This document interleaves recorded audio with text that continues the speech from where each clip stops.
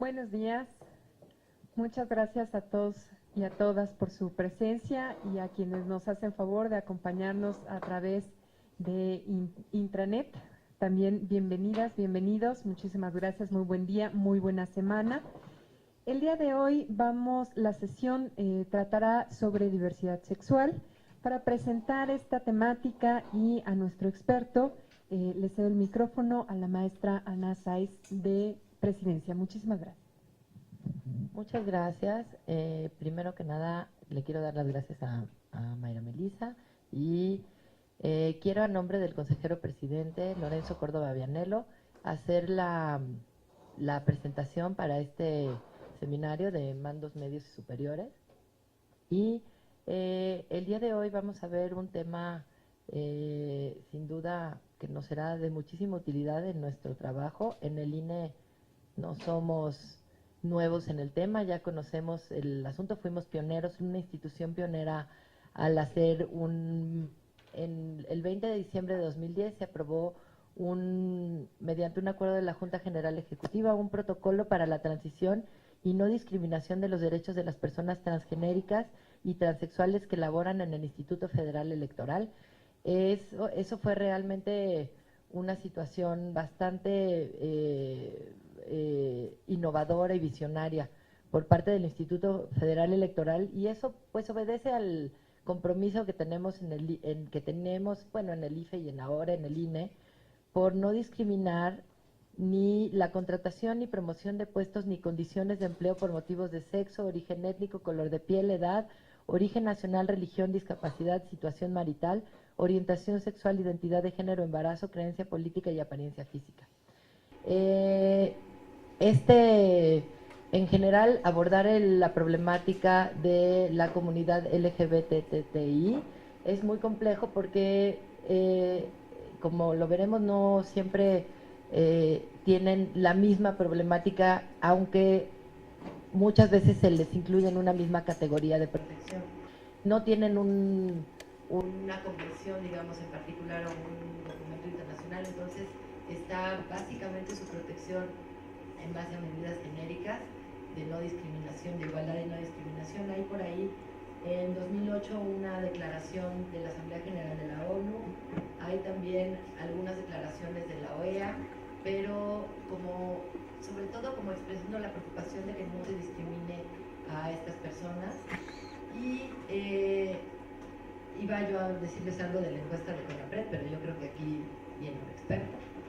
Y la necesidad ha sido tal que incluso recientemente la Suprema Corte de Justicia de la Nación sacó un protocolo de actuación para quienes imparten justicia en casos que involucren orientación sexual o identidad de género. Es una guía para juzgadores que también tiene muchos conceptos interesantes. Pero bueno, ya sin más, habiendo expuesto como la preocupación por el abordaje de este tema tan importante, quiero presentarles al maestro Joaquín Torres Acosta, quien es licenciado y maestro en Psicología por la Universidad Nacional Autónoma de México. Ha realizado estudios en materia de derechos humanos, violencia familiar y psicodiagnóstico. A lo largo de 10 años ha realizado proyectos de intervención comunitaria en poblaciones en situación de vulnerabilidad y sufrimiento social, tales como personas con VIH, farmacodependientes y situaciones críticas asociadas, así como rehabilitación psicosocial a familias de escasos recursos a través de comunidades terapéuticas. Ha participado en la elaboración de programas y materiales educativos sobre temas sociales y realizado labores docentes en la licenciatura de Psicología. Se ha desempeñado como asesor educativo y actualmente es jefe del Departamento de Desarrollo de Programas del CONAPRED. Espero que también puedan seguir nuestra transmisión en las juntas locales y distritales. Y bueno, ya sin más, le doy la palabra a Bien, buenos días a todas y todos. Es un gusto estar aquí compartiendo, sobre todo en un tema que me parece que nos va a ayudar más que a llegar a situaciones concretas o últimas o terminadas respecto a este particular, más bien sobre reflexiones importantes. Efectivamente, el tema de diversidad sexual está asociado directamente con la preferencia sexual y la identidad de género, que es como yo decidí titular particularmente esta charla, porque ahorita vamos a ver un poco más a fondo de qué hablamos cuando hablamos de diversidad sexual, cuando usamos como tal ese término. Pues a mí me gustaría que fuéramos haciendo esto más bien una charla.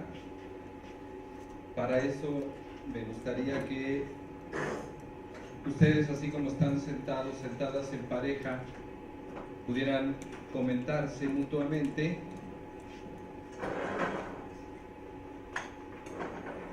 estas 4 preguntas, ¿sí? A lo mejor así como están.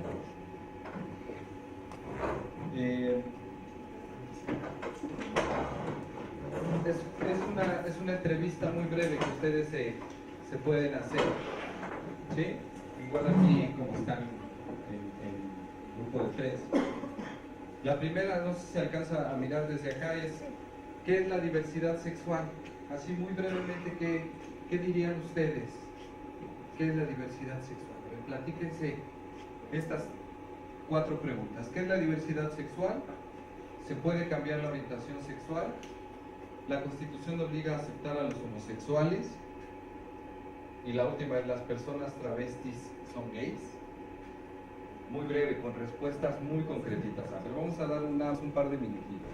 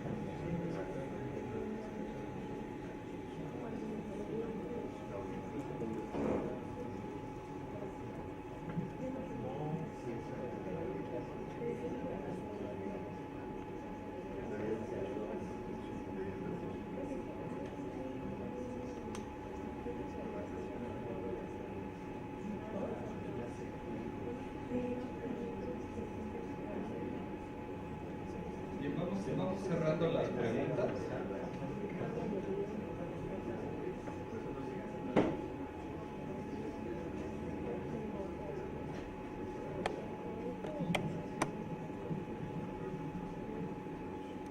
Bien, vamos a cerrar las preguntas.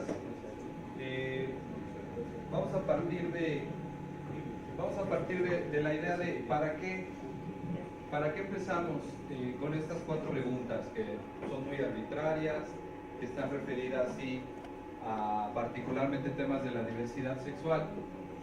Ahorita ustedes seguramente al escucharse, al reflexionar y tratar de responder estas preguntas, pudieron seguramente tomar en cuenta cuáles son sus referencias para hablar sobre la diversidad sexual, cuáles son sus fuentes no solamente conceptuales, sino también vivenciales, relacionales, a quién conocemos, qué nos han dicho, qué hemos leído. Estas 4 preguntas forman parte de alguna de las preguntas más comunes que obtuvimos al momento de en CONAPRED hacer la guía de acción pública contra la homofobia. La guía de acción pública tuvo una fase de sondeo, de explorar en funcionarias y funcionarios públicos cuáles eran los temas que estaban más relacionados con su inquietud respecto al nivel de conocimiento sobre temas de diversidad sexual. Les puedo compartir otras, por ejemplo, cuál es la diferencia entre una persona transexual y otra transgénero. Es lo mismo homosexual que gay, que lesbiana. Es válido preguntarle a alguien su orientación sexual. Si no se sabe si una persona es hombre o mujer transexual, ¿qué procede a hacer para referirse a él o a ella? ¿Quién define las etiquetas de las expresiones de la sexualidad humana? ¿Sí? Creo que son preguntas válidas, son preguntas que si no fueran en el contexto en el que se realizaron, que era un contexto anónimo, que era un contexto de confianza, de decir honestamente cuáles son aquellas dudas que tiene respecto a la sexualidad. Creo que nos ayuda para iniciar esta charla porque a mí me parece que mucha de la idea, de los conceptos sobre sexualidad humana que tenemos, pues provienen de fuentes muy diferentes y muchas de esas fuentes no están muy relacionadas con lo científico, con lo verificado y tampoco con el marco de derechos humanos. Tenemos una educación sexual que proviene de otros modelos que si bien ayuda a conformarla, pues nos ha llevado a que en un ejercicio como este, funcionarias y funcionarios públicos pues tengan muchos huecos de información y tengan una información también diversa, alejada muchas veces, por ejemplo, de dos fuentes principales, la fuente del marco de derechos humanos y el de la Organización Mundial de la Salud, que es el que me gustaría que a lo largo de esta charla tomáramos como eje para discusión. Bueno, ustedes ya me dirán gradualmente qué tanto dominan, por ejemplo, estas siglas, ¿no? Estas siglas que están relacionadas precisamente con la categorización de las expresiones de la sexualidad humana, y son expresiones también de alguna manera arbitrarias, porque si me siguen en las siglas es lésbico, gay, bisexual, transexual, transgénero, travesti, intersexual, ¿y la H de qué es? Heterosexual, ¿verdad? Pero no la vemos. Es decir, cuando generalmente se habla de las poblaciones, se habla de las poblaciones LGBT, y hasta lo tenemos que aprender porque si no decimos todas, a lo mejor alguien se siente ofendido, ¿no? Ofendida. Pero si hablamos de las expresiones de la sexualidad humana, está esa H. ¿Sí? Ahorita vamos con calma a ir viendo la particularidad de cada una de ellas, pero hay que tener en cuenta primero, cuando hablamos de diversidad sexual, obviamente hablamos de todas esas expresiones, incluida la heterosexual, aunque no aparezca muchas veces. Y hay que tener en cuenta que la diversidad sexual se refiere a todo ese mosaico de expresiones de la sexualidad humana, pero no solamente de la sexualidad, sino también de la vida social y la vida política de las personas, el cuerpo, la identidad, la vivencia de la sexualidad humana también tiene una incidencia social y tiene una incidencia política. Al mismo tiempo, hay que tomar en cuenta que no solamente es la respuesta sexual, muchas veces vamos a ver que cuando se abordan temas de diversidad sexual se habla o se concentra únicamente en la vida sexual de las personas. Como vida sexual me estoy refiriendo a las relaciones genitales. Es cuando se dice que está genitalizada o genitalizado más bien el análisis de la sexualidad y la diversidad sexual. Vamos a tomar en cuenta que cuando hablamos de diversidad sexual, hablamos también de la vida erótica, de la vida afectiva y de la vida social, relacional, interpersonal de los individuos. ¿Qué otra cosa está relacionada con la diversidad sexual? Que se refiere a la orientación sexual, a la preferencia sexual y a la identidad y expresión de género. Si se dan cuenta, ya hemos ido abriendo varias ramificaciones. Una son estas siglas que ya veíamos. Y a esas siglas tendríamos que agregarle que no es lo mismo cuando hablamos de orientación sexual, cuando hablamos de preferencia sexual y cuando hablamos de expresión de género. Aquí estamos hablando únicamente de sexualidad humana de acuerdo a la Organización Mundial de la Salud, porque ustedes van a encontrar que en materia legal hablamos de preferencia sexual, no se habla de discriminación por motivos de orientación sexual, ¿cierto? Ustedes lo van a encontrar en la letra legal únicamente como preferencia sexual, porque así está en la ley federal para prevenir la discriminación, y ese es un asunto más bien histórico de cómo se redactó. Pero entonces no podemos dejar de hablar de estos temas si no tocamos también el tema de la identidad, ¿sí? Cómo se construyen las identidades, cómo en una canasta de frutas, cómo sabe una manzana que es una manzana, pensando en esta metáfora. Si solo hay manzanas alrededor, ¿cómo sabrá que es una manzana? Pues porque tiene que compararse con otras frutas. Y por ejemplo, si se compara con una pera, ¿cuál va a ser la distinción que hará esa manzana en términos generales? El color es distinto, ¿no? ¿Qué otra? La forma, ¿sí? El sabor si se autoconsume, ¿no? Si cae un racimo de uvas, ¿cuál va a ser la diferencia? Va a empezar a hacer distinciones, ¿sí? Y basado en estas distinciones, en lo que es diferente, va a ir construyendo su identidad.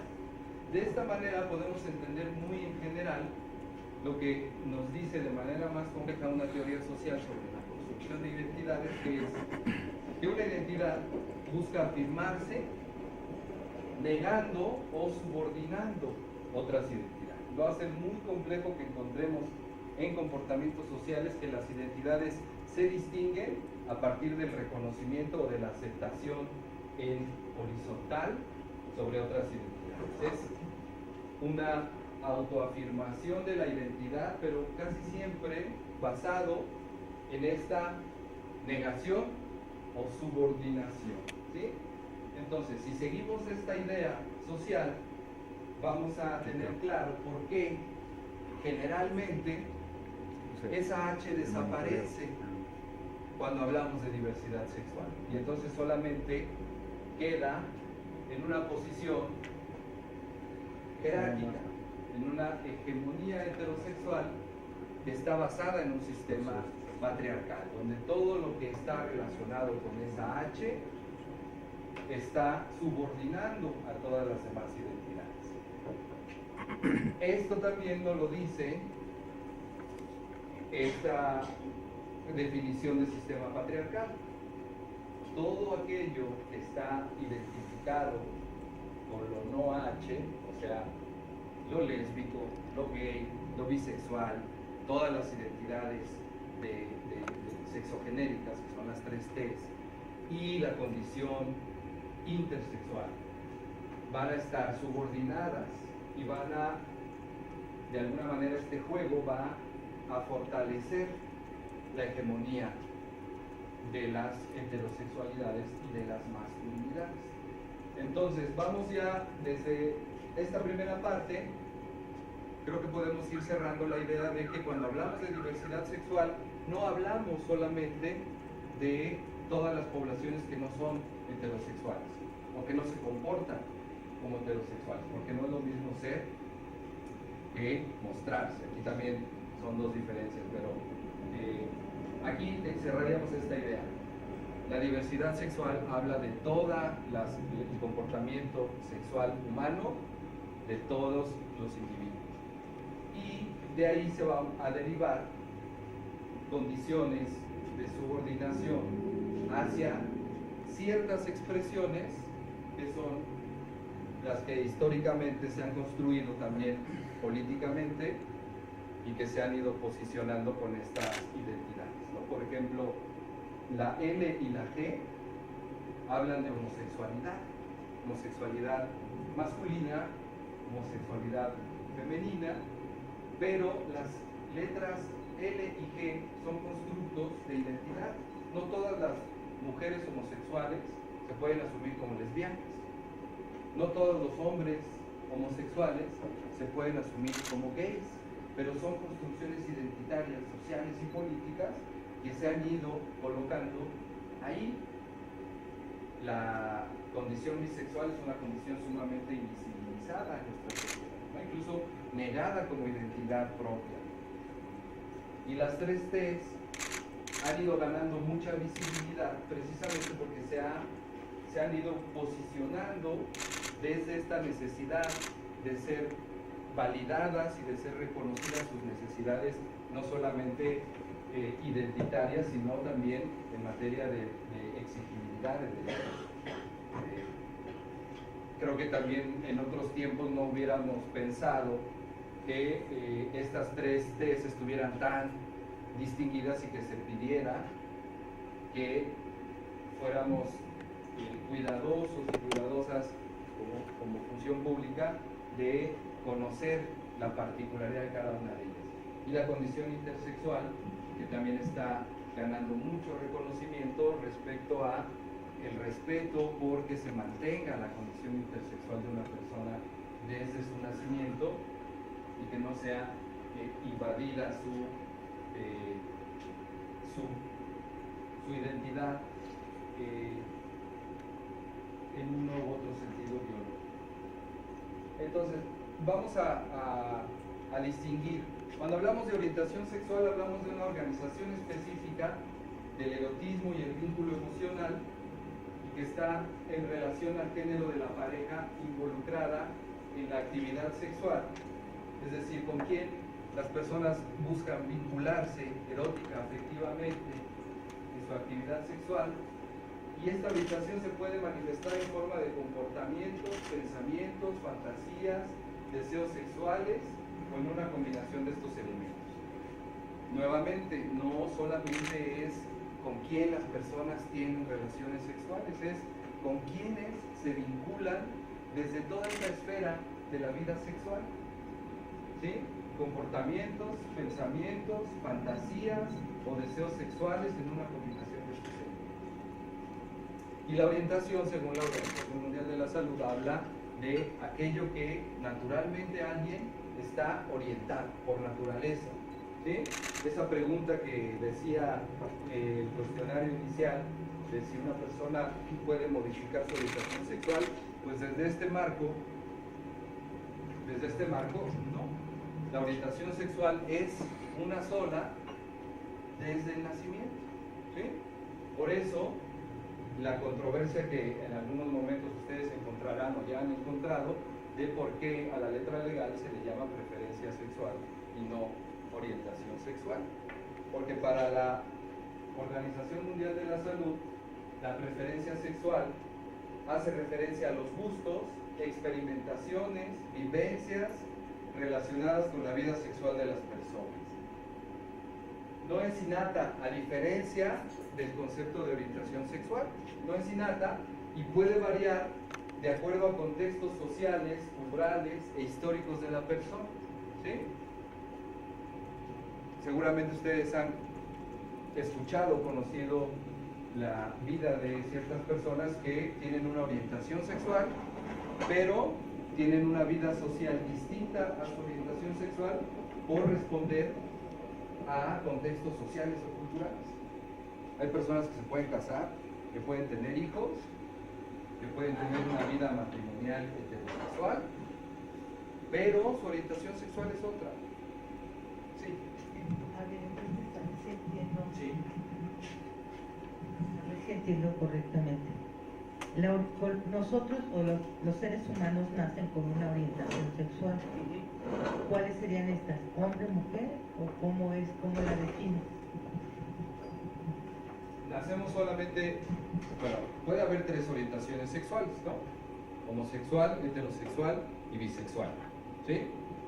Homosexual es tener una atracción y un gusto por personas del mismo género,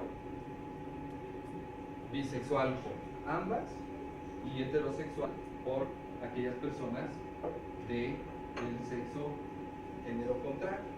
Solamente esas tres, la L, la G y la B.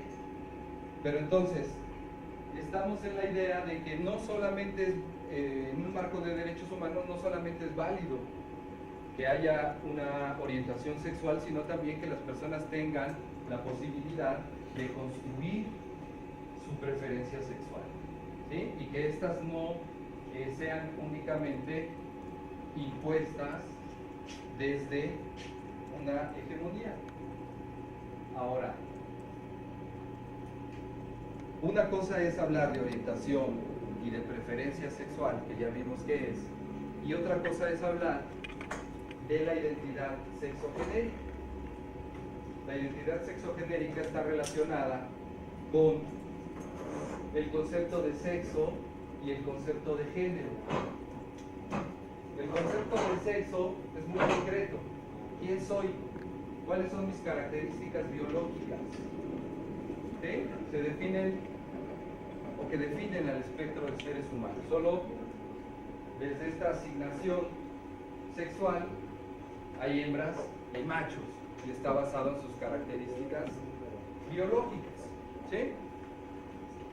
Y por otro lado está el concepto de género.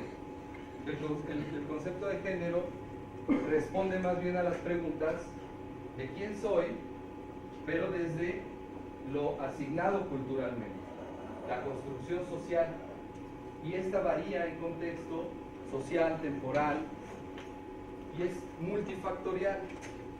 Aquí creo que está muy clara la distinción. A nosotros, como seres humanos, seres sociales, desde un principio nos asignan roles, colores, ropas, actividades, formas de expresión que van en uno u otro sentido. ¿Sí? Rosa, azul, sensible, fuerte, y que han construido una dicotomía entre dos géneros, el género masculino y el género femenino. El género masculino tiene que coincidir, según los dictámenes sociales, con el sexo biológico, y el género femenino tiene que coincidir, según estos dictámenes sociales, con el sexo femenino. Entonces, vamos bien hasta aquí de que una cosa es la orientación y la preferencia sexual y otra cosa es cómo se construye la identidad sexogenérica. ¿Por qué nos va a ayudar esto? Porque cuando hablamos de identidad de género, hablamos de lo que las personas viven, de lo que las personas han construido socialmente y no de lo que la biología ha dotado a las personas. El esquema dice, la identidad sexogenérica no está en los genitales. La identidad sexogenérica está en cómo se viven las personas y cómo construyen su identidad. ¿Sí? Y eso es más complejo porque nos lleva a romper ciertos esquemas con los que nos hemos manejado históricamente, social y culturalmente, e incluso legal y médicamente. Ya no digamos religiosamente. Entonces, ¿por qué tenemos que vincular este tema con la discriminación? Porque volvemos al tema de la diversidad, ¿no? La diversidad sexual ya dejamos claro que era. Yo les quiero compartir, de acuerdo a la encuesta nacional de discriminación de 2010, una de las principales conclusiones que se pudieron sacar es que hay un rechazo de la población a aceptar la convivencia con la diversidad, aunque ésta sea reconocida jurídica y socialmente como un componente de la sociedad mexicana. ¿Sí? Es decir, como sociedad decimos, sí, somos diversos, somos una sociedad no solamente diversa en ecología, en ecosistemas, en territorio, en alimentos, pero hay una diferencia sustancial entre reconocer la diversidad y aceptarla. Yo puedo reconocer que ya existen diferentes expresiones de la sexualidad humana. De ahí a que las reconozca, entendido el reconocimiento como una relación horizontal y no, como el que decíamos, de una identidad subordinada, hay una gran diferencia. Entonces, creo que uno de los grandes problemas en materia de reconocimiento de derechos es que vamos avanzando en identificar las expresiones y los comportamientos de la sexualidad humana, pero no en el mismo sentido vamos avanzando en su reconocimiento y en materia de derechos humanos. Entonces, ¿por qué hablamos de discriminación y diversidad sexual? Porque si entendemos la vulnerabilidad como un ciclo, vamos a tomar cualquiera de estos puntos, por ejemplo, el etiquetamiento, ¿sí? Vamos a tomar el punto de partida. ¿Cuántas expresiones de la identidad lésbica conocemos que sean peyorativos? No los vamos a decir para no enriquecer nuestro vocabulario, ¿no? Pero piensen en cuántos conocemos, usamos, validamos todos los días, y piensen en cualquiera de estas siglas que dijimos. Todas estas están conectadas con una identidad, con un estereotipo, ¿sí? Entonces, partimos de un etiquetamiento que lleva a invisibilizar y por lo tanto lleva a negar derechos. Y al negar derechos, colocamos a cualquier persona en una situación de vulnerabilidad. No es que la persona sea vulnerable, como muchas veces todavía se utiliza el término, ¿verdad?, de grupos vulnerables o de personas vulnerables. Hablamos de que este ciclo social coloca a las personas en una condición de vulnerabilidad,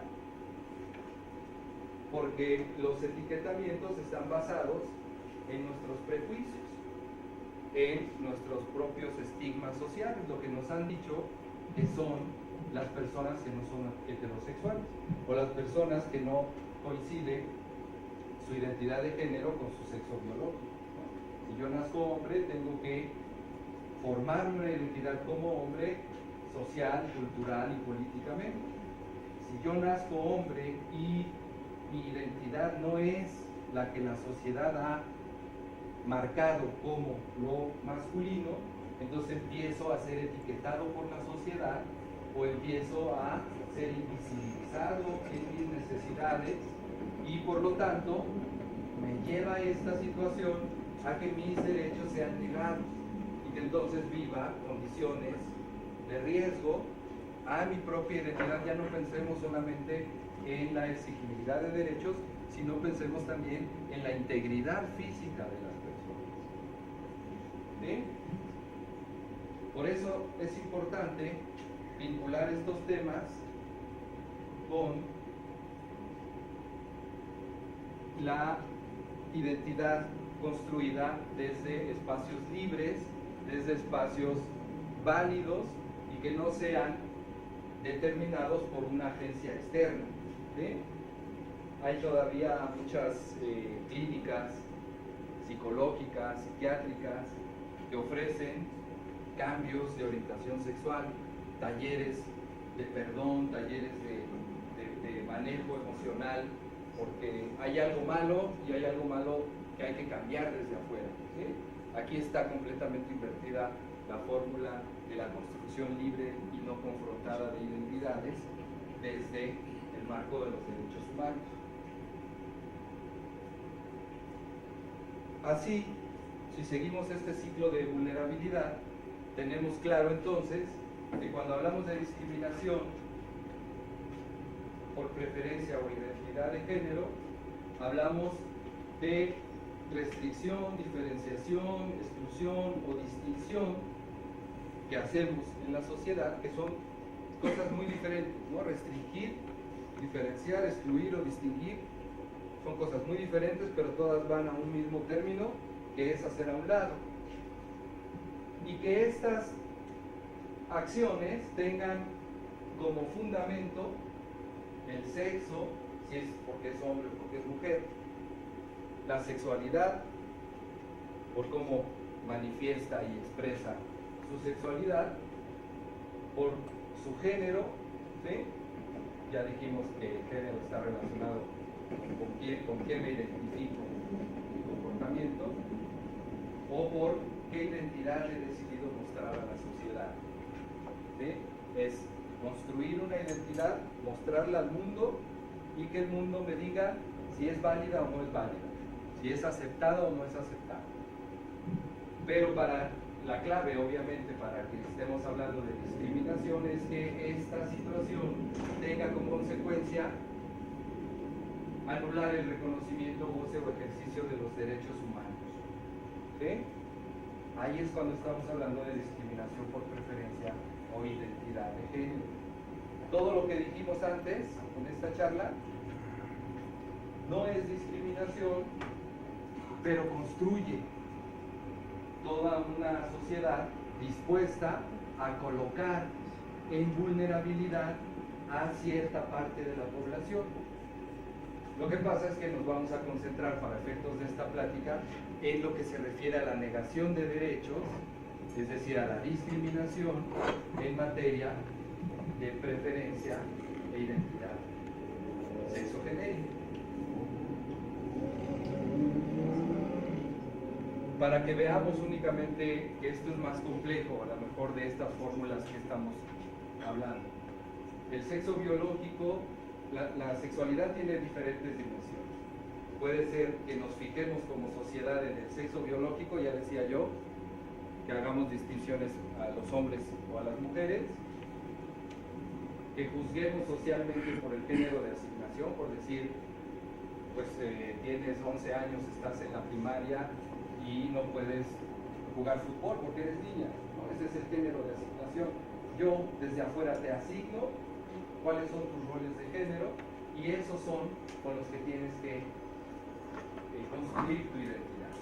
Y el género, ya lo decíamos en términos concretos, y la identidad sexogenérica, que esa es la más compleja. ¿Cómo construyo yo mi vida social, política y cultural si no coincide lo que yo quiero ser con lo que biológicamente nací? Y las otras dos ya las hemos comentado, las orientaciones sexuales y las expresiones. ¿Cómo expreso y cómo hago público esta identidad que yo tengo? ¿Sí? Las expresiones de las identidades puede quedar muy clara con un ejemplo muy concreto. Si en una oficina pública se hace todos los fines de año una fiesta, la posada, la cena de fin de año, es muy complicado que las personas que no responden a la normatividad heterosexual puedan hacer pública su vida identitaria, ¿sí? Que lleven a su pareja, si es una pareja del mismo sexo, o si tienen una identidad sexogenérica transexual o transgénero, se muestren de esa manera. Y sin embargo, creo que lo hemos normalizado, es decir, a lo mejor hay compañeros o compañeras en las oficinas que ese día deciden ir solos o solas a esas fiestas, ¿sí? O que muestran la identidad que este contexto está esperando que muestre. Por eso, estas dimensiones es muy importante que las veamos no solamente como identidades sexuales o genéricas, sino que las veamos también como identidades sexopolíticas. Es decir, identidades que pueden incidir en materia de nuestra vida pública y de nuestra vida política, y lo estamos viendo. En la presentación nos compartían muchos documentos, muchas iniciativas que se han ido generando a raíz de esta visibilización política de esta situación.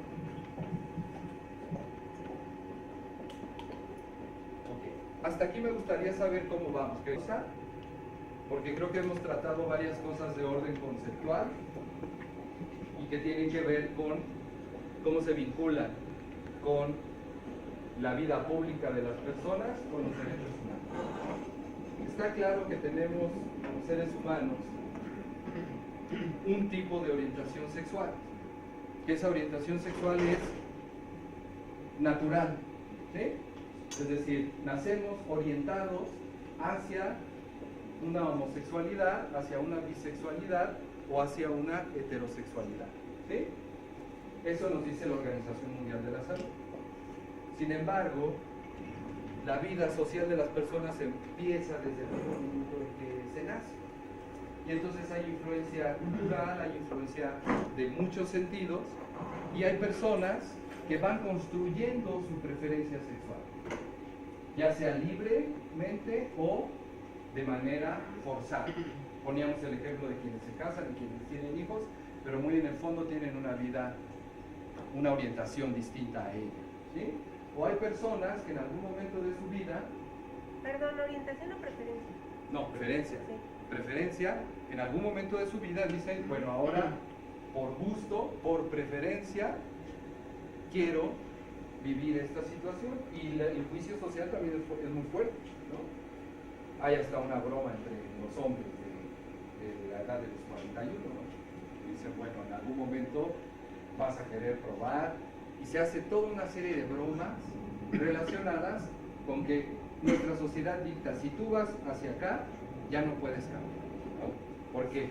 Porque si cambias, a lo mejor estás traicionando toda esta parte identitaria de lo masculino, de la hegemonía.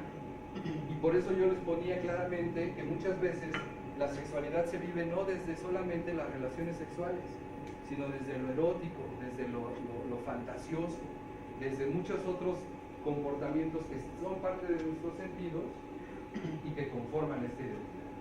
Pero entonces tenemos claro que para estos términos de la OMS es orientación y preferencia pensado en con quién me quiero vincular, con quién me vinculo, con quién erótica y afectivamente quiero estar. Y otra cosa es lo que la sociedad me dice que tengo que hacer respecto a mis roles de género, ¿sí? Yo puedo ser un hombre heterosexual que al mismo tiempo me guste o me sienta inclinado por cosas que la sociedad dice son femeninas, pero eso no me hace homosexual, ¿sí? O viceversa, puedo ser una mujer que tengo me identifico con los roles de género que son más bien asignados en la sociedad hacia lo masculino, pero no me hace una mujer lesbiana. Sin embargo, la sociedad lo etiqueta o lo hace de esa manera forzada, ¿sí? Hay un refrán muy popular que dice, si no es cuetero, huele a pólvora, ¿no? Que se usa muy coloquialmente, es decir, yo juzgo desde la apariencia y no si me consta o no me consta, ¿sí? ¿Por qué? Porque ante esta situación forzamos a la sociedad a que no haya una libertad de elección en cuanto a identidades. Y la situación es todavía más compleja y distinta cuando hablamos de nuestra identidad sexogenérica. Pensemos en que hay personas que nacen con un sexo y que identitariamente no están conformes con ello, no se sienten a gusto en ello, ¿sí? Y entonces construyen una identidad distinta, pero la sociedad nuevamente les obliga a que se queden en la identidad sexogenérica que les ha asignado culturalmente la vida. Entonces tenemos identificadas desde estos planos a las personas transgénero, que son aquellas personas que su género no coincide, no necesariamente sus características biológicas, ¿sí? Pueden sentir y vivir que son parte del género contrario. Y las personas transexuales, que son aquellas que sí tienen un deseo y un proyecto de vida de reasignarse sexualmente, ¿sí? Genitalmente. Entonces, cuando veamos que hablamos de personas transgénero, hablamos de personas que están en la idea del género, ¿sí? Y cuando hablamos de personas transexuales, hablamos de personas que están en el deseo o que están en el proyecto de vida de reasignarse los órganos genitales. ¿Sí? Entonces, no es lo mismo la orientación sexual que la identidad de género. ¿Sí? ¿Está claro? Bueno, la pregunta aquí, sí. Una pregunta, en el circuito que pusiste para la discriminación, de la etiquetación pusiste que seguía una invisibilización. Sí. ¿Qué ocurre? O sea, no entiendo muy bien si está etiquetado a partir de un prejuicio, esta cuestión violenta incluso con el lenguaje, ¿cómo es que ocurre, se pasa a invisibilizar? Me gustaría poner un ejemplo que me parece muy extremo en ese sentido. Hay una persona transexual. Transexual, recordemos, es ¿quién? ¿Quién es una persona transexual? Aquella que desea reasignarse los órganos sexuales, ¿sí? Y es ingresada al reclusorio. Comete un delito y entonces es ingresada al reclusorio. Obviamente, bueno, obviamente es la palabra fundada en lo legal. Es asignada a un reclusorio varonil, ¿sí? Pero la persona está en medio de un tratamiento hormonal porque está reasignándose sexualmente. El etiquetamiento es que la persona no tiene derecho a la reasignación hormonal porque todavía está pensado como una situación estética y no de salud pública. Entonces, al ingresar al reclusorio varonil, se le corta todo el tratamiento hormonal. Las consecuencias son muy graves en un sentido corporal y más en un sentido identitario.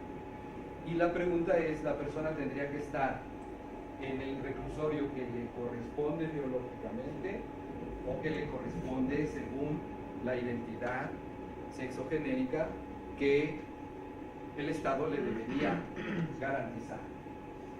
Entonces lo estamos invisibilizando en el sentido de que no vemos lo que necesita. ¿Sí?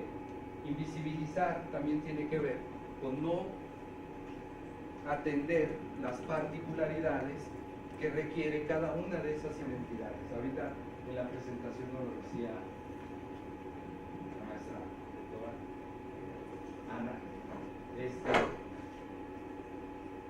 Las siglas que dijimos LGBTTI, cada una tiene necesidades muy específicas y que las hace diferentes unas de otras.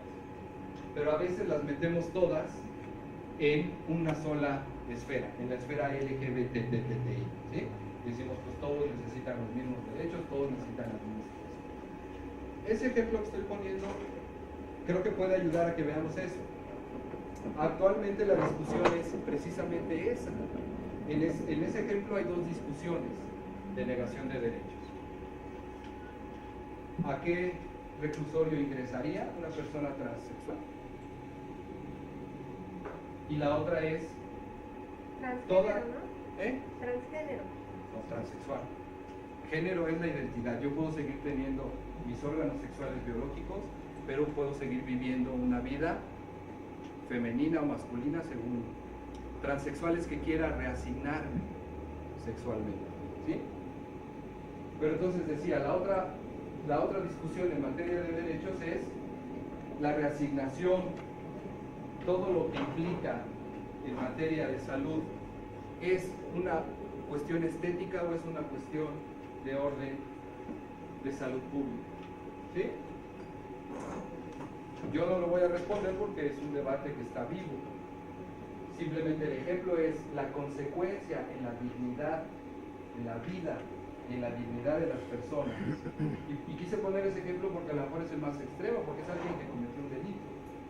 Pero aún cometiendo un delito, está protegida en algunos derechos como esos. Sí. Creo que es aún más interesante la pregunta de a qué reclusorio debe ir un transgénero. Porque claramente es hombre, digamos, pero se vive como una mujer, se arregla arregla como mujer, él socialmente se siente como mujer.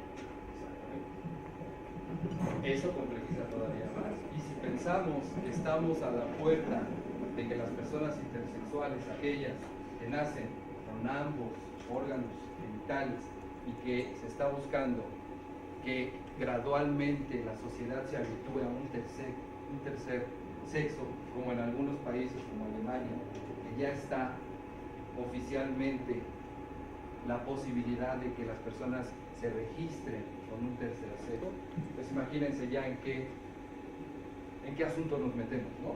Transexual, transgénero o intersexual. Ya la condición travesti es una condición más accesoria, es decir, es alguien que tiene un gusto por trasvestirse, es decir, pasar a vestirse de la otra forma como la sociedad espera que se vista, pero únicamente en materia accesoria, temporal y no en el transcurso o en la totalidad de su vida identitaria. Puede ser en una noche, puede ser en una situación específica como al momento de estar con su pareja, pero solamente se transviste, es decir, es externo. En lo transgénero y en lo transexual es identitario. En lo transgénero es identitario y en lo transexual es identitario y es genital. ¿Sí? Entonces, la pausa que estábamos haciendo era precisamente para que no avanzáramos sin que tuviéramos a lo mejor una claridad. Yo de todos modos les voy a dejar esta presentación, pero me gustaría que ahorita empezáramos a hablar o a comentar si hay alguna duda, si hay alguna, incluso si se siente en algún término de lo que hemos planteado. Con tantos términos y bueno, en conceptos, estoy pensando en un cuestionario o un formato para recabar información. Generalmente o antes se ponía sexo para preguntar cuál es el sexo. Después, como por obra de magia, se puso género. Y ahora yo veo con todos estos conceptos, ¿qué será lo más adecuado poner para recabar esa información? Y de estos conceptos, ¿cuál es información confidencial, personal? ¿Cuál sí se podría pedir, digamos, a los funcionarios y las funcionarias y cuál no? ¿Y qué categoría sería? Bueno, vamos a ver si hay otra pregunta acá y otra. Precisamente en la construcción de esa identidad, aparte existe, según veo yo, el derecho que tendría esta persona a decir por ejemplo, en el IFE, o en el INE actual, perdón, en la tarjeta, que dijera justamente lo que quiere ser. Es decir, yo soy Imelda, pero me construyo como Pedro. Entonces, ¿tendría que decir Pedro o tiene que decir Imelda? Precisamente ese es el punto de ¿para qué usamos estas categorías? ¿No? ¿Y con qué propósito? Relacionado a la pregunta que te acaban de hacer ahorita. Sí. Nosotros tenemos como norma poner el nombre que dice el acta de nacimiento, independientemente de cuál sea su forma de vestir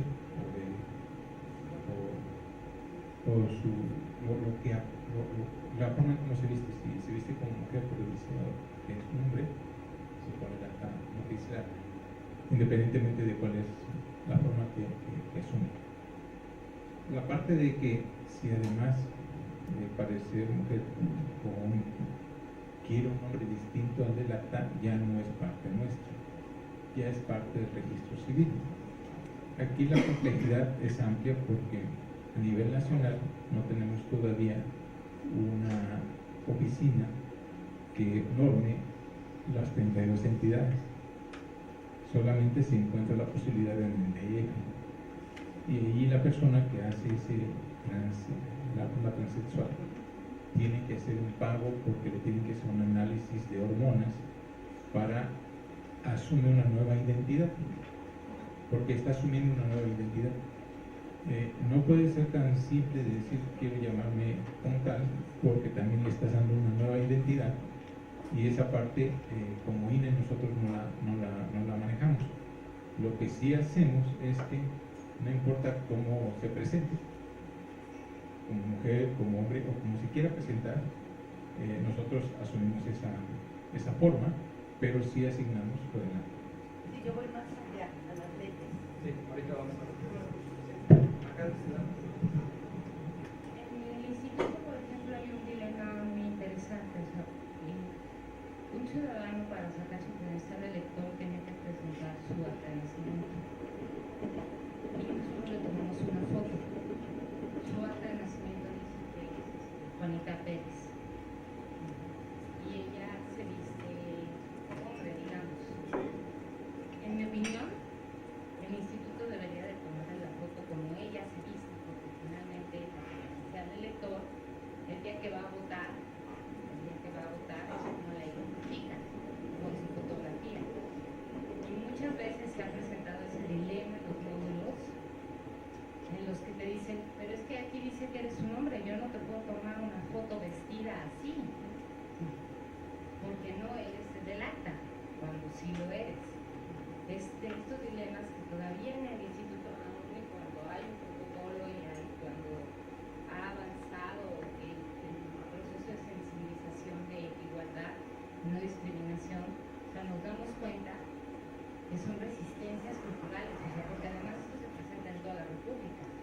No basta con que haya a veces una política institucional. Así es. Ahora, es un fundamento desde el registro. Por eso el juicio para que una persona cambie de personalidad jurídica actualmente sigue siendo todo un tema también de debate y de discusión. Tienen que pasar obviamente por una parte de legal, es decir, que no sea por un asunto en el que me conviene evadir una responsabilidad legal y entonces pues me conviene cambiarme de género, ¿no? Porque así la libro. Sino también pasa todavía, y eso es lo que está empezando a modificarse, por un peritaje psiquiátrico, por ejemplo. Porque para el DSM-4, que es el Manual de Trastornos Mentales, todavía, hasta el año pasado, estaba clasificada el trastorno de identidad como un problema psiquiátrico. Y también tienen que pasar por todo un proceso de estudios médicos, biológicos, para la compatibilidad de toda esta transición. Pero ustedes pusieron el ejemplo del registro, yo les pongo también el ejemplo de alguien que estudia una carrera universitaria, a lo mejor incluso un posgrado, está sumamente calificada la persona, pero en el transcurso de esa vida universitaria hace una transición de identidad sexogenérica. Entonces esa persona actualmente no tiene ningún fundamento legal que sustente que tiene esa preparación. ¿Cuáles son las consecuencias laborales, económicas, productivas, psicológicas, emocionales de alguien que la ley le dice, tú no eres quien quieres ser, tú eres quien la sociedad te dijo que eras? Así resumido está. Entonces cuando logremos que el juicio de identidad jurídica, de personalidad jurídica, se acople a lo que estamos entendiendo desde los conceptos de diversidad sexual, desde los conceptos de derechos humanos, pues creo que los trámites van a empezar a ser cada vez más automáticos, licencia de manejo, credencial para votar, lo que quieran, incluso situaciones que nos van marcando como sociedad. Mira, tú vives en una sociedad tan diversa que no solamente hay hombres y mujeres, que no solamente hay homosexuales y heterosexuales, hay también bisexuales. Esa es precisamente la intención de esa lámina que tengo ahí. Cuando hablamos de afirmar la diferencia, abrimos la posibilidad de asumir la existencia de identidades culturales diversas, pero que se reconozcan entre sí en un plano de igualdad. Por eso yo decía, no basta con que lo reconozcamos, ¿no? A lo mejor un funcionario puede decirle a alguien sexual, y a mí me encantaría que su credencial estuviera acorde con su identidad sexogenérica. Pero yo no tengo la posibilidad legal, porque usted trae un acta de nacimiento, que no le han querido cambiar su personalidad jurídica, y entonces estamos reconociendo la diversidad o solamente la estamos distinguiendo. ¿Qué diría? Exactamente, el reconocimiento tiene que ver con que yo valido la diferencia que tienes y tú eres capaz de hacer algo con esa diferencia en un plano de igualdad. Por eso yo les decía, ¿para qué nos aprendemos las siglas? ¿Para qué nos aprendemos todos estos términos?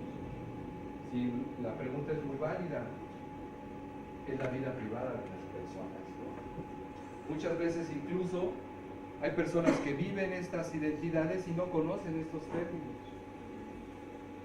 No sé si ubican, hace poco hubo un evento en un estado de la República donde un diputado le dio una bofetada a una persona en una comunidad, en una colonia me parece que era en Tamaulipas. La persona a la que golpea está vestida de mujer. Todos los medios de comunicación empezaron a reportarlo como diputado agrede a travesti. Y después había otros medios que decían diputado agrede a homosexual.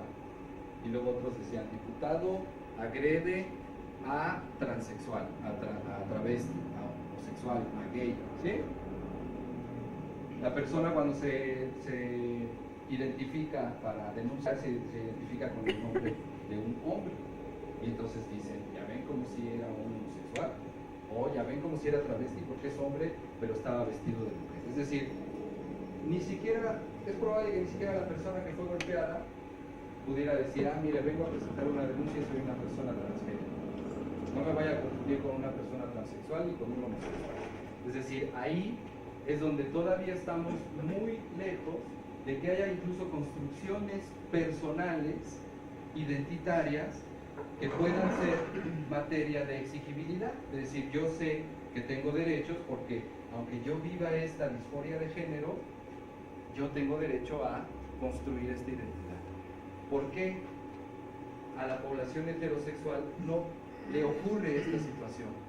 Porque nacen, se identifican, viven esta vida heterosexual y no necesitan en ningún momento cuestionarse, porque todo el contexto está elaborado para una vida de este tipo, ¿sí?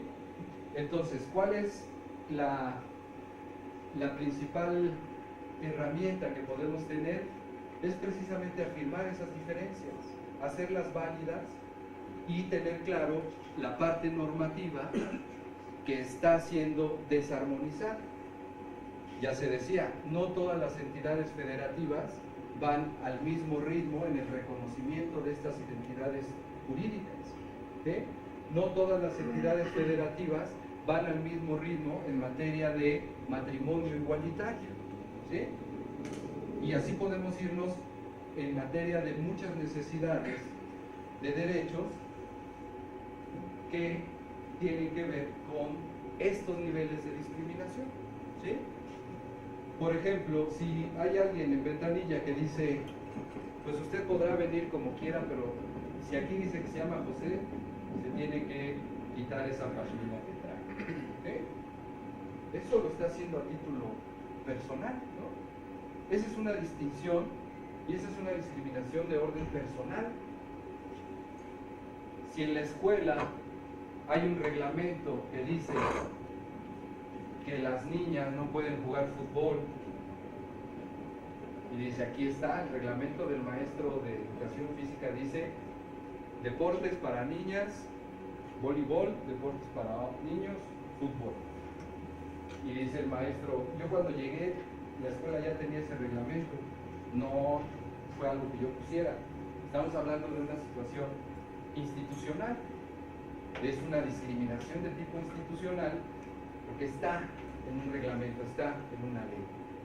Pero si hablamos de que la sociedad en su conjunto, en su estructura política, cultural, médica, legal, todo lo que conforma la estructura social, aún no está armonizada ni ha identificado estas necesidades, estamos hablando de una discriminación de tipo estructural. Entonces imaginemos cuando se vive en estos tres niveles y cuando se está desarmonizado en ese sentido. Es el ejemplo que les ponía, ¿no? Socialmente hay muchas personas que le llaman boda gay al matrimonio entre personas del mismo sexo. Es como si dijéramos que el matrimonio heterosexual es entre personas que están enamoradas, ¿no? Ese es un juicio desde afuera. Es decir, las personas del mismo sexo quieren acceder a el matrimonio, simplemente. Pero la idea o el imaginario que tenemos de las bodas lo trasladamos también a esas realidades. Una boda incluso no es un matrimonio, ¿no? Según tengo entendido, una boda es el ritual, el matrimonio es el contrato. Y lo que muchas de las personas quieren es el contrato porque está relacionado con derechos y con obligaciones. Y entonces, fíjense, alrededor de estas identidades, la lésbica, la gay, la bisexual, la identidad sexogenérica y la intersexual, convergen en una serie de modelos que juzgan estas identidades. Desde el modelo moral, pues si es correcto o es incorrecto que una persona viva esta diferencia. Desde el modelo religioso, pues es culpígeno. Desde el modelo legal, permanece y todavía sigue siendo, al menos sin la totalidad del reconocimiento jurídico. Desde el modelo médico, pues ya les decía, en el 73 se eliminó la homosexualidad como parte del catálogo de enfermedades de la OMS. Y yo les decía que el año pasado apenas se está discutiendo retirar el trastorno por identidad del manual de enfermedades mentales. Y así podemos visualizar cómo acomodamos, desde qué modelo juzgamos y trabajamos y hacemos la función pública. Yo les decía, en la charla me gustaría que llevara dos ejes, el eje de la OMS y el eje del marco de derechos humanos. Creo que ese modelo es el que más ayuda para actuar desde cualquier tipo de responsabilidad pública. Porque muchas veces vamos a encontrar leyes, dictámenes, juicios que están fundamentados en estos modelos y no en el modelo de derechos humanos, ¿sí? Y más allá de la Constitución, que ya con las reformas que existen están, es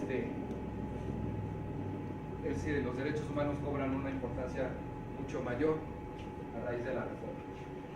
Bueno, esta última parte a mí me gustaría compartirles cuáles son esos ámbitos de discriminación que están relacionados más comúnmente con la población LGBTTI.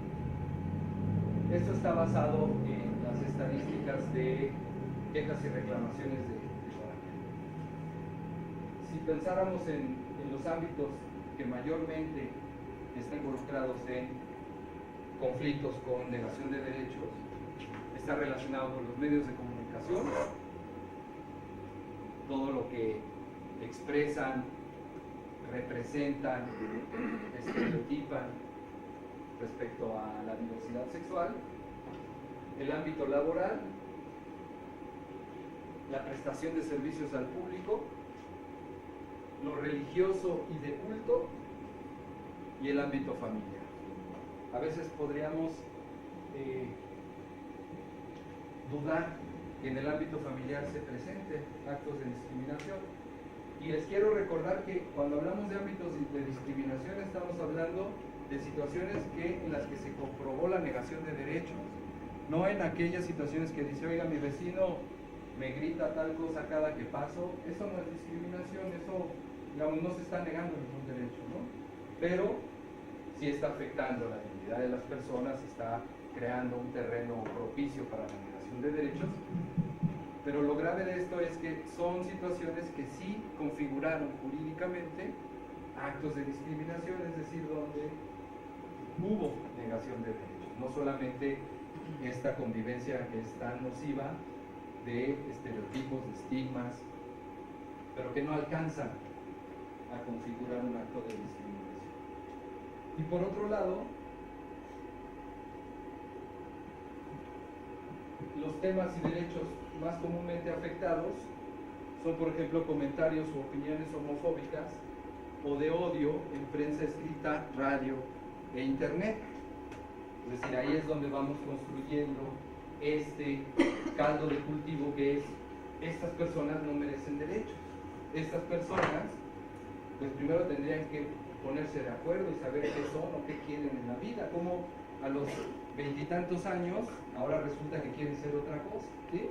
Se torna un juicio social y se torna entonces una invalidación de estas libertades, como si mandan el mensaje de que las libertades se pueden ejercer si y solo si está de acuerdo con la hegemonía, ¿no? Ese es el mensaje como muy concreto.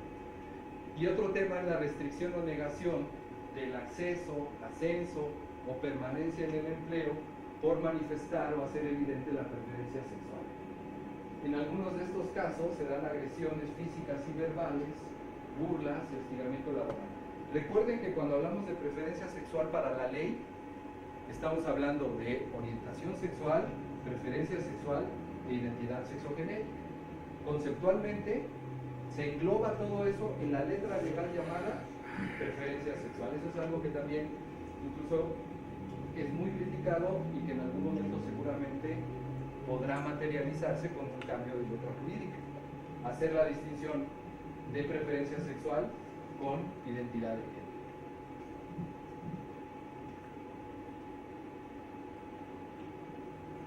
También estamos hablando de impedir el acceso o negar la permanencia en establecimientos mercantiles, bares, antros, restaurantes, hoteles, centros comerciales, etc. Manifestar o hacer evidente la orientación, preferencia sexual, en algunos casos hay agresiones verbales y físicas para obligar a abandonar el establecimiento. Ahora, pensemos que no todo el país se maneja como en ciertas ciudades, como la Ciudad de México, como otro tipo de ciudades. Pensemos en realidades regionales donde todavía hay situaciones que son más comunes mirar y que son más comunes que sean un consenso social, que saquen a alguien de un restaurante y digan: bien hecho, yo sí sigo viniendo a este restaurante porque aquí sí respetan la moral, ¿sí? Hace poco una maestra de educación física, un grupo de padres y madres de familia, la asociación de padres y madres la sacó de la escuela, la golpeó, y fue un acuerdo, ahora sí que en plenaria, ¿no? O sea, en la asociación de padres lo planearon, lo votaron y dijeron: sí, si la escuela no hace algo, nosotros sí vamos a hacer algo, y lo hicieron. Y lo hicieron en un marco de normalización.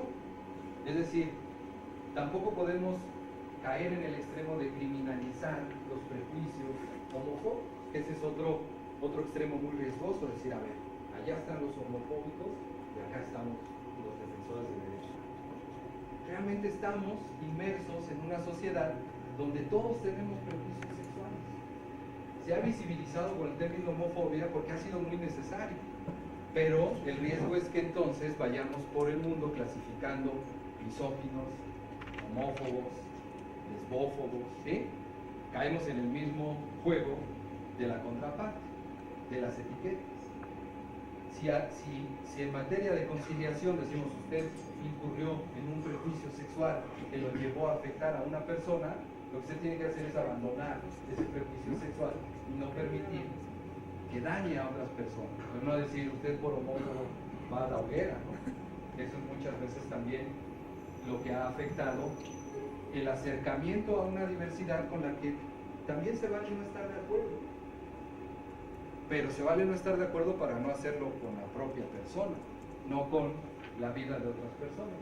Entonces créanme que aunque esto parezca Sí, bueno, me dirían, hay ahora incluso en el DF plazas que son hegemónicas de la diversidad sexual, ¿no? Sí, en el DF o en ciertas ciudades, pero hay regiones donde realmente pues los crímenes, por ejemplo, por transfobia o por homofobia son todavía impunes. Otro tema de derechos afectados son altos jerarcas de asociaciones religiosas haciendo comentarios homofóbicos o incitando a la homofobia. Entonces, en el servicio público estamos hablando del servicio público que presta servicios en diferentes ramas. En lo educativo yo ya les ponía el ejemplo de la maestra que sacaron a golpes. En materia de salud ya hemos discutido. En seguridad pública, créanme, que sigue existiendo mucho ejercicio de seguridad pública basado en denostar o en agredir o incluso violentar expresiones identitarias. La impartición de justicia, hay todavía entre cierta población de magistrados, porque lo hemos trabajado mucho en capacitación, que dicen, bueno, a ver, el matrimonio igualitario sí, la adopción no, pues te doy un derecho, pero otro no. ¿Pero por qué? Porque hay riesgos, y hay un sinfín de argumentos que no están fundamentados, que están fundamentados en prejuicios sociales, o incluso en este tema hay opiniones como, ok, matrimonio igualitario sí, adopción sí, pero solo entre mujeres, porque las mujeres están hechas para la crianza. Es más fácil que un niño pueda ser adoptado adecuadamente y criado por dos mujeres que por dos hombres. Bueno, está fundamentado no en las leyes, está fundamentado en nuestra educación sexual. Yo al inicio de la charla les decía, ¿cómo nos educan sexualmente? Pues nos educa todo el mundo, la televisión, las revistas, los vecinos, los pares, y a veces también la escuela, ¿no? Y a veces también la información científica y comprobada. Todo ese marasmo de educación sexual formal e informal que tenemos termina en este tipo de prestaciones de servicio público. Bueno, entonces cuando hablamos de servicio público y homofobia, ya les decía, no estamos hablando de cosificar a alguien como homófobo, ¿no? Estamos hablando de que igual que cualquiera de nosotros tiene estos prejuicios sexuales y que pueden ser prejuicios sexuales y de género, pero distintos. Yo puedo tener una aceptación por los varones homosexuales, pero a lo mejor no por las personas transexuales, o a lo mejor particularmente tengo prejuicios sexuales sobre las mujeres lesbianas. Entonces, por eso, y no por otra cosa, es importante distinguir que no respondemos socialmente igual a la totalidad de la diversidad sexual.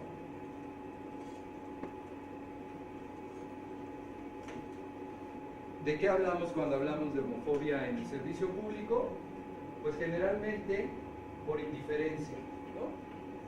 Es decir, si no está legalmente, si no está sustentado, pues a lo mejor no paso un reporte, o no lo hago visible, o no voy más allá de mis funciones públicas, si estoy detectando que ahí hay un hueco legal o hay una población afectada. La negligencia o el abierto rechazo y desprecio.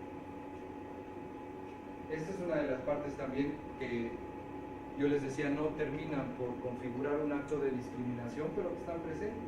Sí, pues yo te puedo poner la cara como yo quiera, pero termina siendo realmente un reflejo de mi opinión sobre la diversidad. Y así nos podemos ir al goce de los derechos a la salud, la educación, el empleo o la participación política.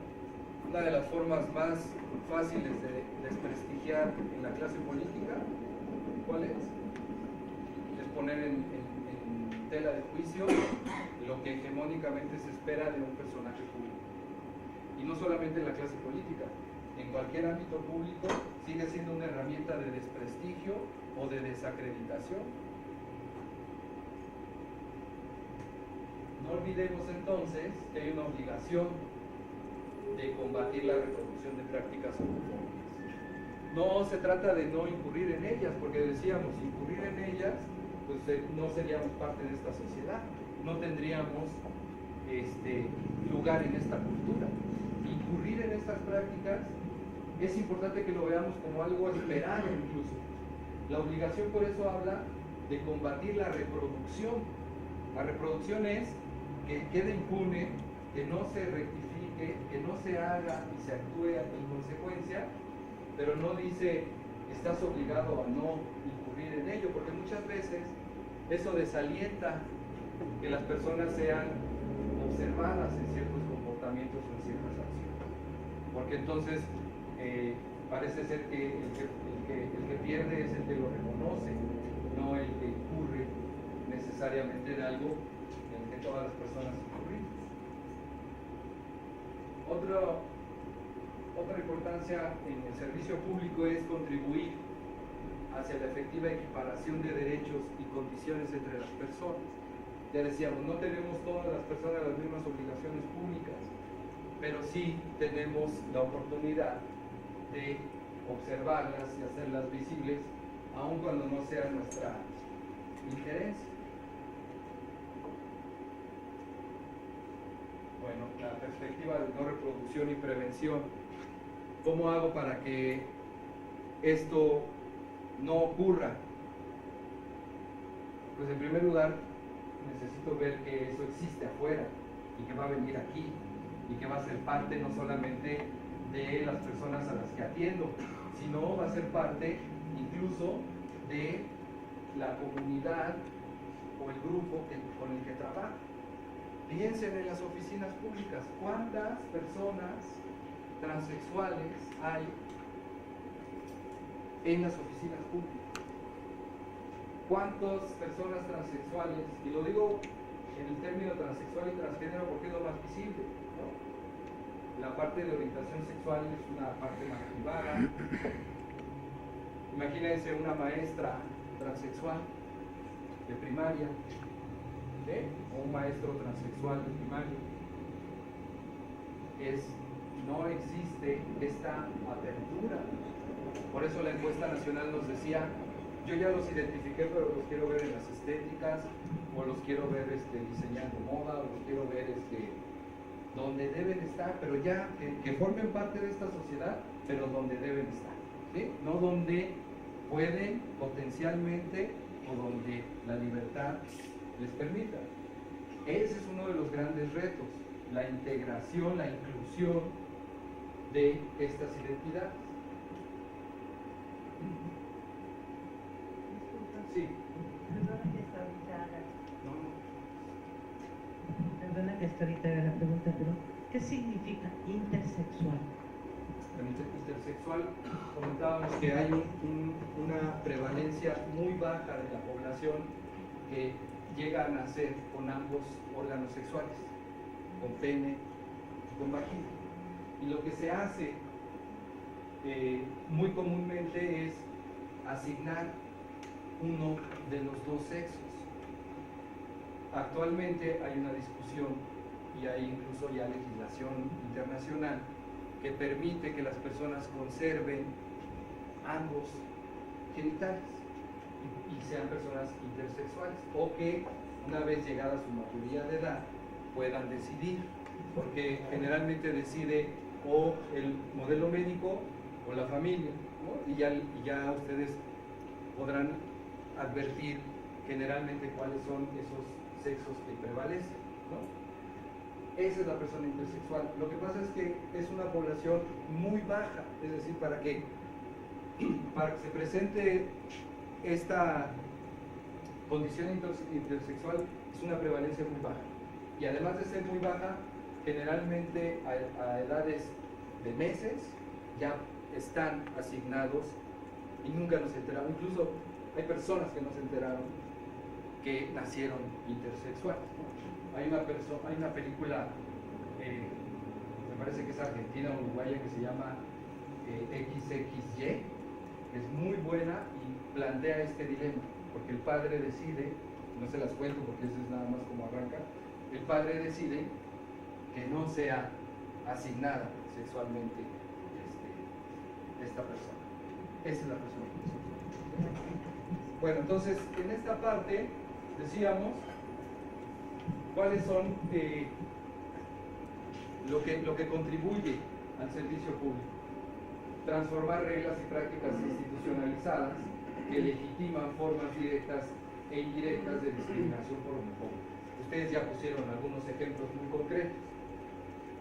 Comprensión de los efectos nocivos que pueden traer la distribución de actividades por género, clase social o identidad sexogenérica en un grupo poblacional. El ejemplo que yo les ponía en el reclusorio varonil es un ejemplo de la vida real de una persona y las consecuencias, los efectos que tuvo a nivel de salud, a nivel de apariencia física y a nivel psicológico, pues fueron sumamente graves.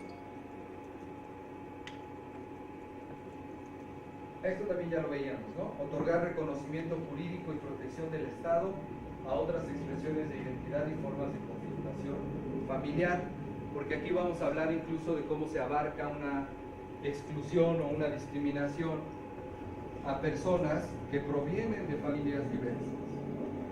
Ya no solamente directamente a quien puede estar en una identidad sexogenérica o en una orientación sexual discriminada, sino a los hijos de dos personas de una familia homoparental. Esos hijos o esa hija va a la escuela y entonces carga también con este estigma y carga entonces consecuentemente con la negación de derechos. Este es el dato que les decía. La Asociación Americana de Psiquiatría ya está en el trabajo de desestimar la aparición del llamado trastorno de identidad de género. En términos muy concretos, el trastorno de identidad de género está relacionado con el trastorno de identidad general, digamos. Seguramente ustedes tienen el estereotipo de la persona con algún problema mental que se cree Napoleón, ¿no? Esa es la caricatura que nos han enseñado siempre. Alguien que se cree Napoleón, que nos enseñaron en las caricaturas o en la comedia, que es una persona con un trastorno mental, está relacionada con el trastorno de identidad. Es decir, tú crees que eres alguien que no eres. En ese grupo están todavía las personas transexuales y transgénero. Entonces, con todo el fundamento psiquiátrico, una persona puede ser incluso hospitalizada o puede ser diagnosticada con ese trastorno. Así está el modelo psiquiátrico. Tengo entendido que en la edición más reciente del DSM-5R, DSM-5 está ya desestimada esta clasificación. Bueno, aquí tenemos otras más beneficios, en un sentido de para qué. Yo les decía, ¿para qué nos aprendemos las siglas? Hay veces que dicen coloquialmente que si aprendemos a usar un martillo, de pronto a todo le vemos cabeza de clavo, ¿no? Entonces podemos ir diciendo, mira, ese se me hace que es transexual, no, ese es transgénero, no, ese se me hace que es... ¿Para qué aprendemos esto? Únicamente para saber distinguir las necesidades de la función pública que requieren la diversidad de poblaciones, no para clasificar, porque yo les decía, incluso hay sectores politizados de la diversidad sexual que están en contra de este tipo de categorías y que se manifiestan en contra de esas categorías. Entonces, yo les quería principalmente traer esta idea de que es importante saberlo, es importante conocerlo, pero es todavía más trascendente el para qué, que nos podemos quedar en el conocimiento. Yo ahora soy un experto en clasificar y en distinguir, incluso en corregir a la gente, decir, no, usted no es transexual, usted es transgénero, apréndase bien su identidad. Es más trascendente decir, ¿para qué lo necesito? De mis funciones públicas y de cómo quiero integrar yo la diversidad cultural a mi vida, ¿de qué me sirve haber hoy reflexionado sobre todo esto. Y algo que nos parece muy importante es que se promueven relaciones más respetuosas, que conllevan a sociedades más democráticas. Se contribuye a disminuir los efectos en la salud mental a consecuencia de vivir discriminación y violencia. Hay estudios sociales que dicen la condición transexual genera suicidio, y no hay estudios que validen al mismo nivel la idea de la condición en que vive una persona transexual genera todos los elementos para que alguien cometa suicidio. Es decir, es distinto el punto de análisis, por eso el tema de salud mental. Por otro lado, se permite el acceso en igualdad de circunstancias a los servicios institucionales, que es algo que creo que aquí podría ser de lo más importante. Se previene la violencia hacia las personas de la diversidad sexual. Ustedes revisen lo que son los crímenes de odio, las características que tienen los crímenes de odio, y nos vamos a dar cuenta de lo que se ha construido en materia de no dar o no dotar de dignidad a estas identidades. Y finalmente, tener claro que cuando hablamos de igualdad de derechos, estamos hablando de este mandato constitucional en la letra legal, que no es suficiente por sí mismo, sino lo equilibramos con el derecho a la diferencia, con el aprecio de la diversidad y con la equivalencia. Es decir, ¿qué necesitas para que entonces yo proporcione lo que necesitas en función de lo que eres? No le voy a dar lo mismo a todas las personas, porque las necesidades no son las mismas. Y ya finalmente, para agradecerles la atención, saber si hay algún comentario. Este espectro de la diversidad nos ayuda a lo mejor a identificar dónde nos podemos mover en la función pública, ¿no? Va de lo más nocivo a lo utópico. La negación es decir, no es cierto, la diversidad no existe. Nunca, o sea, no es cierto que existan las personas de las que hemos hablado el día de hoy. Esa es una negación, así de, para mí no existe, no una negación en términos psicológicos, sino una negación de, para mí no, estas personas no existen y por lo tanto no están en el panorama social. Y ya decíamos que podemos pasar a aceptar, es decir, a decir, ok, bueno, ya ahí están, ya vi la marcha ahí, 2 kilómetros, entonces ya acepté, pero decíamos aceptar no es reconocer. Reconocer es donde parte la obligatoriedad del derecho a la no discriminación, y después vienen otras áreas de este espectro de diversidad que son voluntad y que son construcción de cada una de las personas. Respetar, integrar y celebrar. Integrar no necesariamente quiere decir que ya no voy a casar con alguien o que voy a ser parte íntima, social de la diversidad. Es que los integro en una sociedad donde estoy yo, ¿sí? Que pueden vivir el mismo reconocimiento de integración, de inclusión, que yo me doto a mí mismo, a mi propia identidad.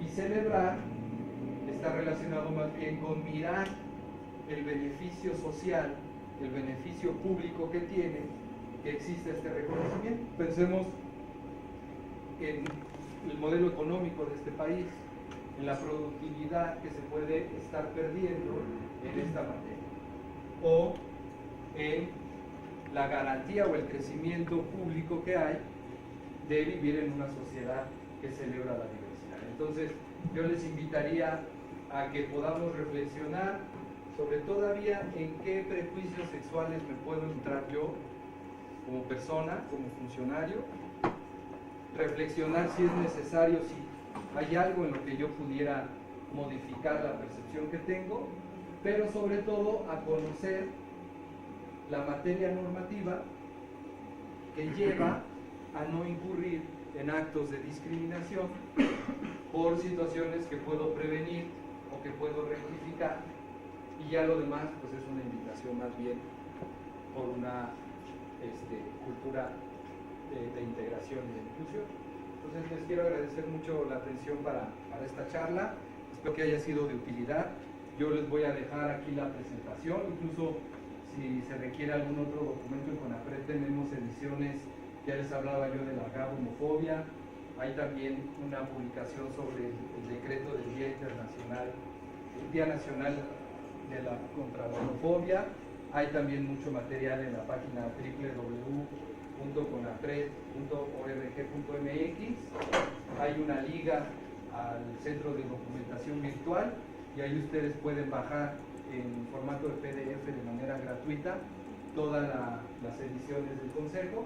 También tenemos en el área educativa cursos en línea sobre el ABC de la no discriminación, y particularmente tenemos uno que es sobre diversidad sexual y el derecho a la no discriminación. Los cursos son gratuitos, son en su mayoría autoinstructivos, son muy fáciles, muy rápidos de realizar y se generan constancias automáticas una vez que se concluye. La invitación es que si hay interés público en esta materia, pues las herramientas están a su disposición, así como un servidor. Muchas gracias, buen día, y pues a ver si hay alguna pregunta, algún comentario, con mucho gusto. Pues nuevamente, nada más en mi comentario anterior era una pregunta, a ver si me podrías ayudar con eso. Por ejemplo, para recabar información sobre alguna persona, ¿es correcto poner sexo y que pongo como categorías hombre, mujer, macho, hembra, masculino, femenino o en género y todo lo demás, ¿no? Cuando hablamos de sexo, es hombre, mujer, H o M.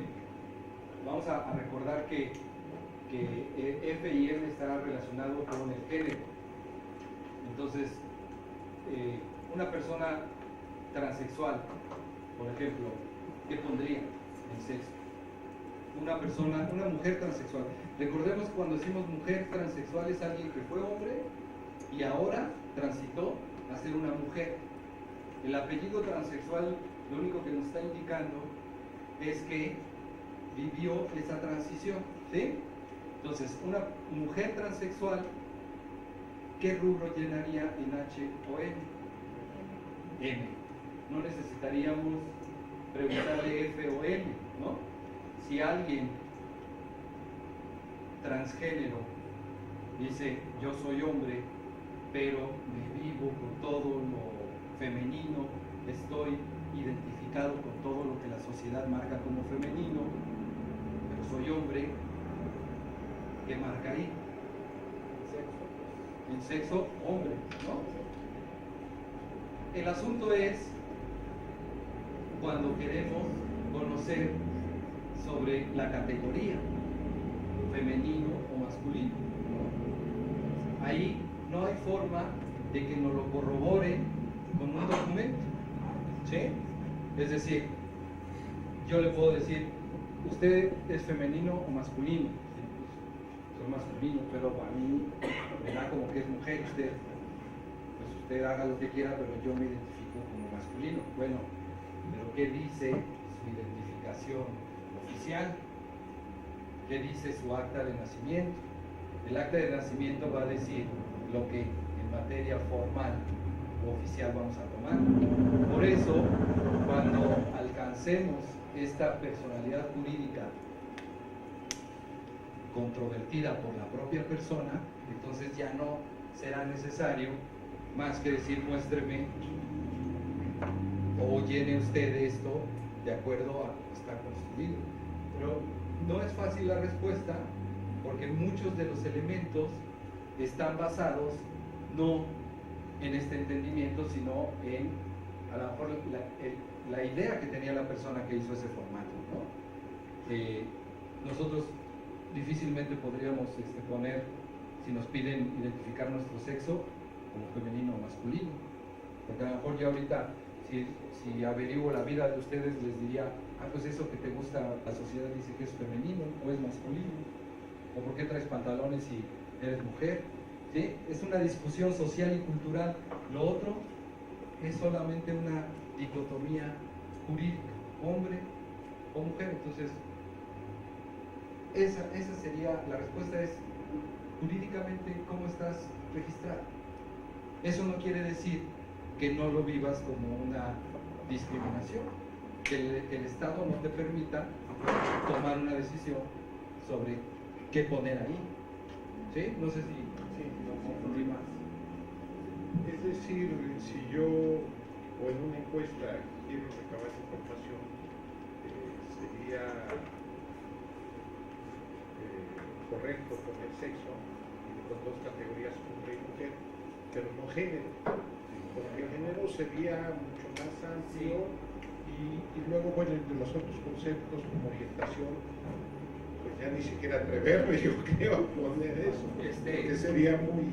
Desconozco el propósito de la encuesta. Si la encuesta es como a lo mejor se hizo para saber cómo se vive siendo homosexual en la colonia tal por cual, pues primero se hace una justificación a quien se le va a preguntar de por qué y la confidencialidad y todo este asunto. Pero ahí no, yo por eso decía, pensemos más que en el qué, pensemos sobre todo en el para qué. ¿Para qué quiero saber yo? Porque quiero distinguir cuántos hombres y cuántas mujeres hay. Quiero distinguir cuántos están vinculados con lo femenino y cuántos con lo masculino. A lo mejor pues, puede ser un estudio más social, pero si es un estudio demográfico, poblacional, pues entonces me interesa hombre y mujer. Ya no dejaré de visibilizar que hay que mejorar el juicio de personalidad jurídica, que no me toca a mí, porque puedo decir, ojo que en este estudio puede haber personas que contestaron una u otra, pero que no estaban identificados sexogenéricamente con esta categoría.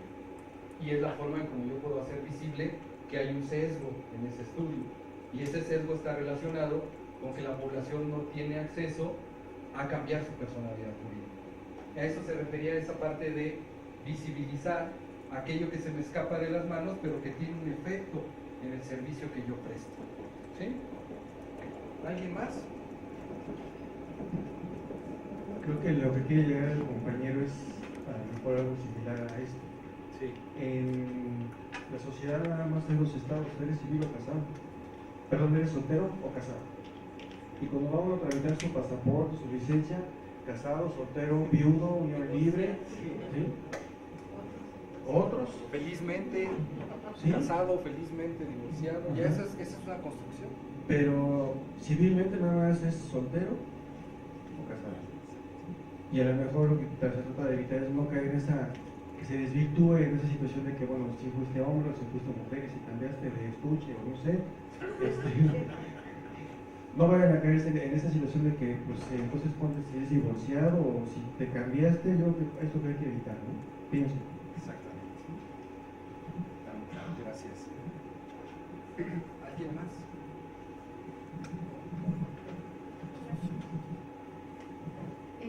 Creo que es muy interesante ver cómo nos va cayendo el 20 de que estas no son discusiones menores, son discusiones que como servidores y servidoras públicas nos corresponde dar, y que justamente creo que al principio muy bien lo decía Joaquín, a lo mejor más que respuestas muy concretas, la idea de este seminario es justamente sensibilizarnos respecto de que ahí hay un asunto, y hay un asunto que tenemos que discutir y que tenemos que dar soluciones que garanticen justamente los derechos humanos.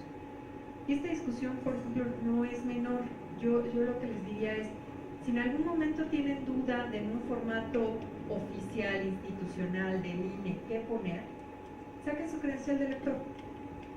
Y su credencial de elector les va a decir sexo y les va a decir hombre o mujer. Eso es lo que hay que poner en nuestros formatos institucionales. Pero esta discusión no se acaba ahí. Y digo que no se acaba ahí porque, por ejemplo, hoy tenemos, bueno, las cuotas ya las teníamos, hoy tenemos paridad. Curiosamente, lo que se pone es paridad de género. Y ahí tendremos que entrar en otra discusión, porque no nos están diciendo, en la Constitución no nos están diciendo revise usted que sea el mismo número de mujeres que de hombres. Nos están remitiendo a una construcción social.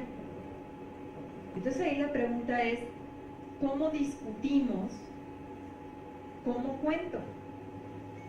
Que no es un asunto menor, ¿no? Y que nos lleva a otra discusión. Tengo yo espero equivocarme, seguramente lo hago, de que en realidad se ha privilegiado durante mucho tiempo en México la utilización de género, no por el conocimiento profundo de la diferencia entre sexo y género, sino porque se oye menos feo género que sexo. Eso de andarse metiendo en el sexo de las personas es muy feo, ¿no? En servicio público, peor. Pero es un asunto que hoy tenemos que discutir y que no es un asunto menor. Ya hemos tenido casos de candidaturas en las que esta identidad sexual genérica no es la hegemónica. No nos habíamos tenido que enfrentar este asunto por cómo venía la legislación, de donde lo cuento, eso antes no importaba, hoy sí. Entonces, pues bueno, le reitero, cuando tengamos duda en mi formato institucional, ¿qué pongo? Si pongo sexo, pongo género, pongo mujer, femenino, hombre, masculino, saquen su credencial de lector y ahí les va a dar la respuesta. Sexo, hombre, mujer. Gracias. Sí. No sé si ya terminaron las preguntas, pero yo quería hacer un anuncio publicitario.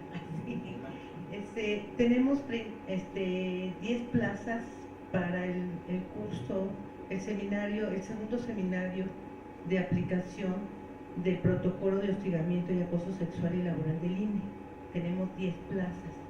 Sí les pediría a quienes estén interesados se comuniquen al 372532, al IP 372532, que es el mío, y es un seminario que dura desde de lunes a viernes, del 29 al 3 de octubre, de 9 a 14 horas, y tiene valor curricular. Gracias.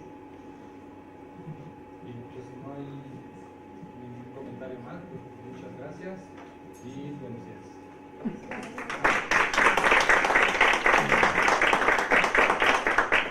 Muchísimas gracias. Yo acabo con anuncios parroquiales. Bueno, primero agradecer nuevamente al experto, a nuestra presentadora, por supuesto el apoyo que hemos seguido teniendo en el Instituto de Investigaciones Jurídicas, asimismo del CDD para las instalaciones, tanto de UNICOM como de Comunicación Social para la transmisión. Recordarles que la próxima sesión será nuestra última sesión de este seminario. Recordarles también que esta será la única sesión, la próxima, de 4 horas. Iniciará a las 9 de la mañana, pero concluirá a la 1 de la tarde, para que por favor tomen sus precauciones. Esto es porque la próxima sesión está pensada como una sesión sobre todo el taller. Que la idea es, bueno, hemos venido revisando distintas temáticas y la pregunta es cómo todos estos conocimientos los podemos ir aterrizando a la construcción de las políticas públicas que elaboramos en el Instituto Nacional Electoral. Entonces será de mucha importancia. Recordarles que no nada más quienes tengan 5 de las 6 asistencias a estas sesiones serán, digamos, para obtener la participación en este seminario, el documento, digamos, de participación, será también necesario aprobar un trabajo final, que también ya estaremos comentando las características de él, pero básicamente la idea es que pudiéramos reflexionar en algunas cuartillas sobre cómo nuestros ámbitos laborales de responsabilidad podemos poner ya en blanco y negro estas ideas que hemos tenido. No se preocupen, vamos a tener el seminario y después de eso les comentaremos, bueno, en el propio seminario taller de la próxima sesión les comentaremos los requisitos, les daremos tiempo para que pueda hacer este pequeño ensayo y se puede enviar para su evaluación. Entonces, por favor, no olviden esta diferente característica de la siguiente sesión. Y pues agradecerles su presencia y les esperamos el próximo lunes. Muchísimas gracias.